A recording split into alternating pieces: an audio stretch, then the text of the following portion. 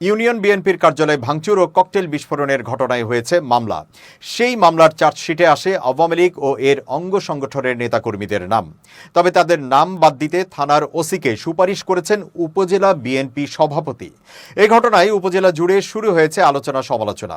অবশেষে ওই নেতার কাছে ব্যাখ্যা চেয়ে চিঠি দিয়েছে জেলা বিএনপি। ঘটনাটি গাইবান্ধার ফুলছড়ি উপজেলার।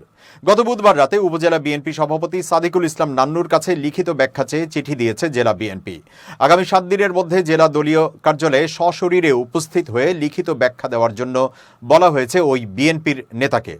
দলীয় সূত্রে জানা যায়, ফুলছড়ি থানার ওসি বরাবর একটি চিঠি দেন নান্নু। সেই চিঠিতে তিনি ফুলছড়ি উপজেলার ফজলুপুর ইউনিয়ন বিএনপির কার্যালয়ে ককটেল বিস্ফোরণ ও ভাঙচুরের মামলার চার্জশিট থেকে স্থানীয় আওয়ামী লীগ ও সহযোগী সংগঠনের কয়েকজন নেতার নাম বাদ দেওয়ার জন্য সুপারিশ করেন। এছাড়া সাদিকুল ইসলাম ও ইউনিয়নের 3 নম্বর ওয়ার্ড যুবলীগের সভাপতি আব্দুল হাকিমকে শ্রমিক দলের ফজলুপুর ইউনিয়ন শাখার সভাপতি করার জন্য প্রত্যয়নপত্র দিয়েছেন। যুবলীগ নেতা হাকিম ওই মামলার এজাহারভুক্ত আসামি। তার পক্ষে আদালতে সাক্ষ্য দিয়েছেন নান্নু।